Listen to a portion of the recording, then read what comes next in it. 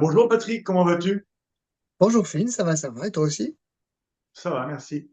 Alors, je voulais reprendre un petit peu notre revue des différents penseurs de l'école autrichienne d'économie.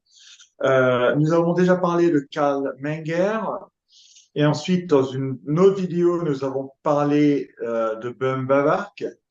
Et là, je voulais reprendre un petit peu, pas tous les penseurs évidemment, mais le prochain dans la liste serait en réalité Mises, Ludwig von Mises, qui était un étudiant de Bamberg et qui a en fait été, je dirais, la figure la plus emblématique, la plus importante de l'école autrichienne pour de nombreuses raisons. Je dirais, la première raison, c'est sa contribution économique.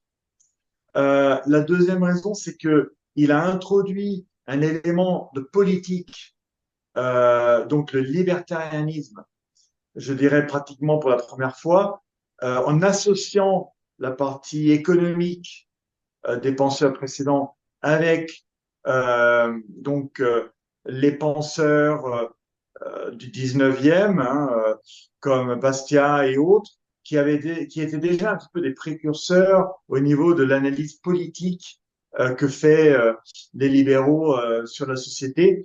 Donc, c'est le premier réellement qui a fait un amalgame de ces deux choses-là.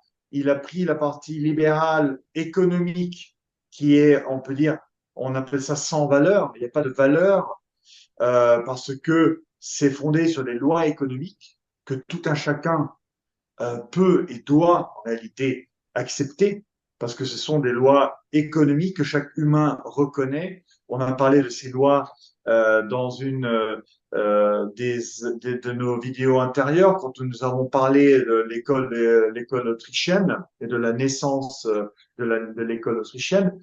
Euh, et ensuite, je dirais que le troisième volet, alors je reviendrai sur le volet économique, hein, le premier volet. Le troisième volet, je dirais que Mises a été responsable de la propagation, en fait, de l'économie autrichienne, des idées libérales aux États-Unis. Il a eu une vie assez tourmentée aussi, puisqu'il a vécu à Vienne pendant la Première Guerre mondiale, donc avec la défaite de l'Empire austro-hongrois.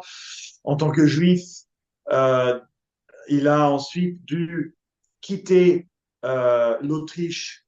Il a même quitté l'Autriche avant le Anschluss, si je ne me trompe pas.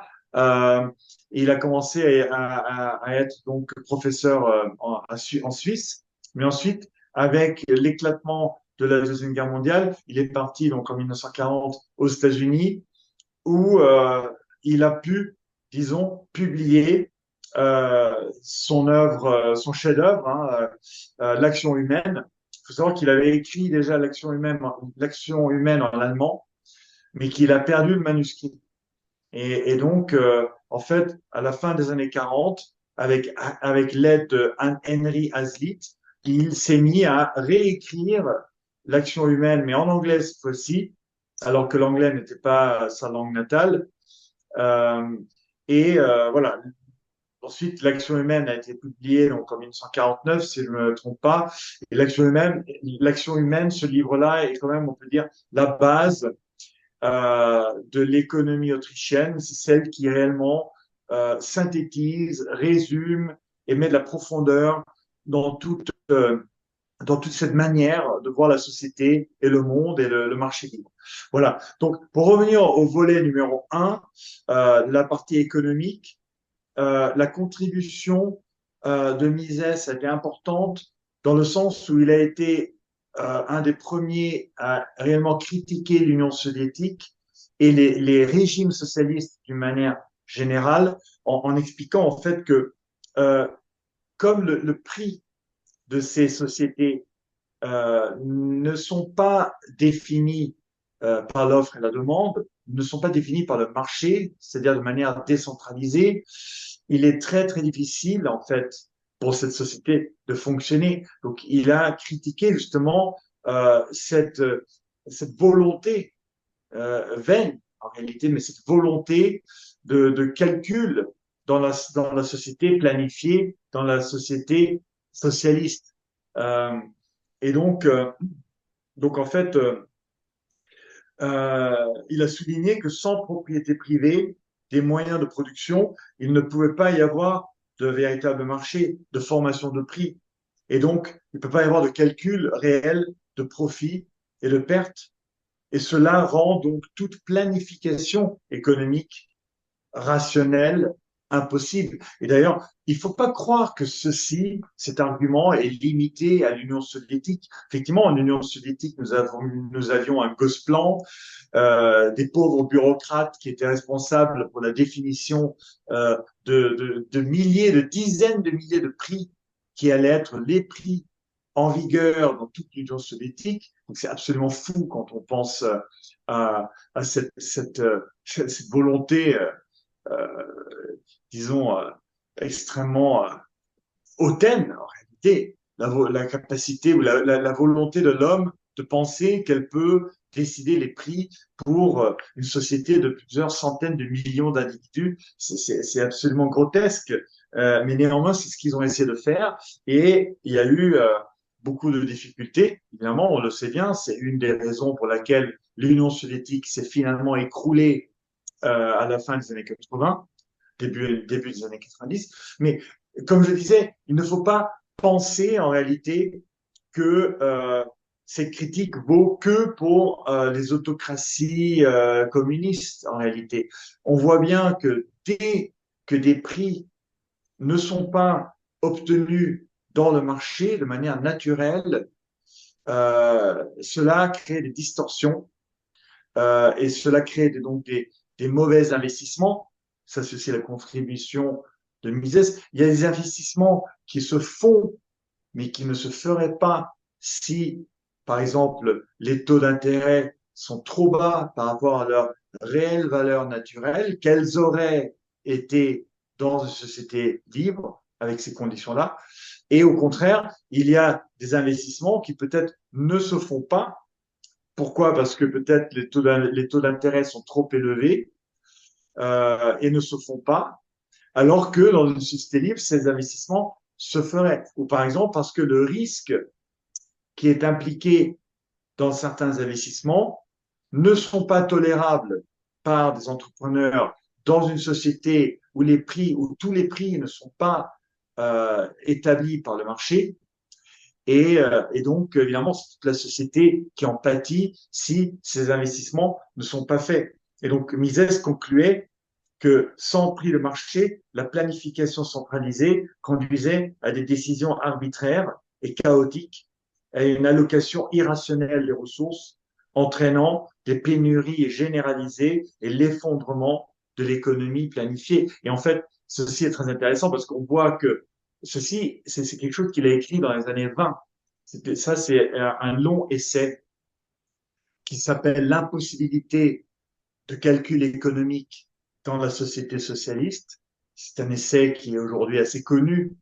Je crois que c'est de 1922. Et il a en fait 60 ans, 70 ans avant l'effondrement de l'Union soviétique, il a déjà prédit, en utilisant justement les moyens, les outils de l'école autrichienne d'économie pour analyser cette société. Et donc, à nouveau, il ne faut pas, surtout pas croire que ces leçons sont valables que pour des sociétés communistes ou des sociétés où l'État est en contrôle de tous les moyens de production.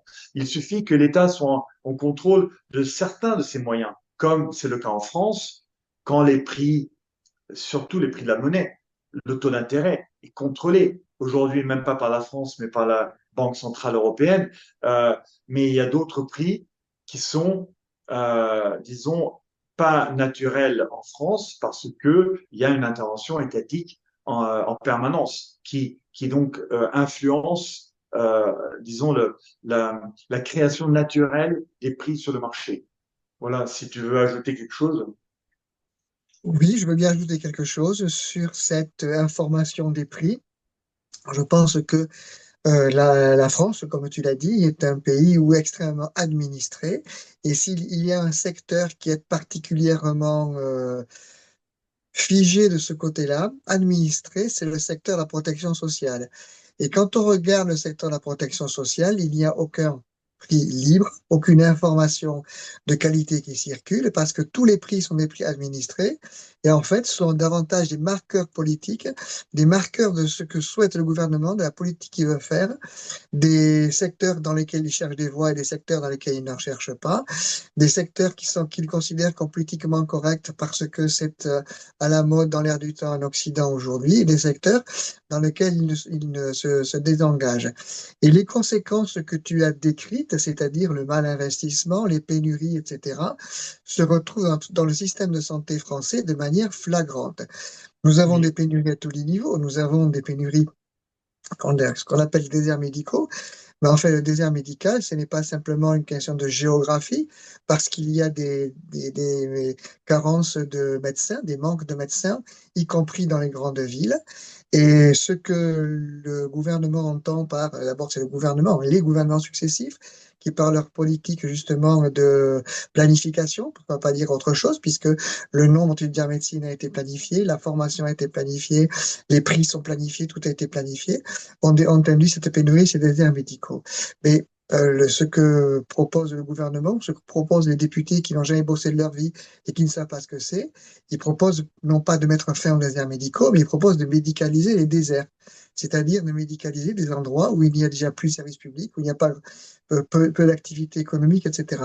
Donc, si l'on veut reprendre le système de la protection sociale française dès le départ, il faut se poser la question sur quelles informations a-t-on bâti ce système de santé?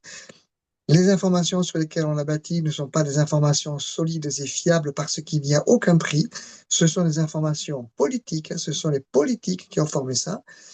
Et on se retrouve après dans une situation de pénurie de médicaments, de soins, tout ce que vous voulez, de files d'attente.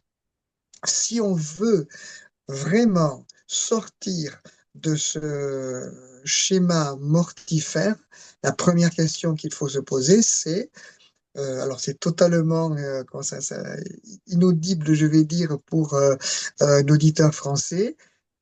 Il faudrait remettre la liberté des prix, de l'offre et de la demande, des échanges libres au sein du système de santé. Alors c'est sûr, quand il dit comme ça, les Français ont pas, dans une vidéo précédente où nous parlions des chaînes d'expoliation légale, les Français sont tellement habitués à se faire plumer pour abonder et financer un système de santé qui n'est pas très performant quand on le regarde, ils vont avoir une peur panique si on leur dit, bon, ça ne marche pas, mais si on laissait faire les gens, si on laissait les gens échanger, des prix se formeraient et très vite, les pénuries disparaîtraient et l'argent serait investi là où il faut. Alors, le parallèle, pour la bonne formation des prix, c'est qu'il faut que les Français récupèrent évidemment ce qui part aujourd'hui en spoliation légale qu'on appelle charge sociale. Je suis content qu'on ait parlé de Mises et de la liberté des prix parce que c'est quelque chose qui est très très méconnu en France et oui, non seulement méconnu mais incompris. Et c'est pour ça que on a mis, je pense que quand on regarde la situation dans notre pays, c'est un point qui est très important pour lui permettre de sortir de l'ornière. Avec, évidemment, la baisse des impôts, la baisse des dépenses publiques et la diminution des réglementations. oui, effectivement. Et tout ce que tu dis, ça fait partie du programme de libéralisation de la société française. Et évidemment, Absolument, des oui. programmes similaires sont nécessaires dans d'autres pays aussi. Mais l'exemple que tu donnes ici est très, très parlant en réalité. Donc, bon, bah, parfait. Bon, sur ce, merci Patrick. Merci, Phil. Bonne continuation. Merci, au revoir.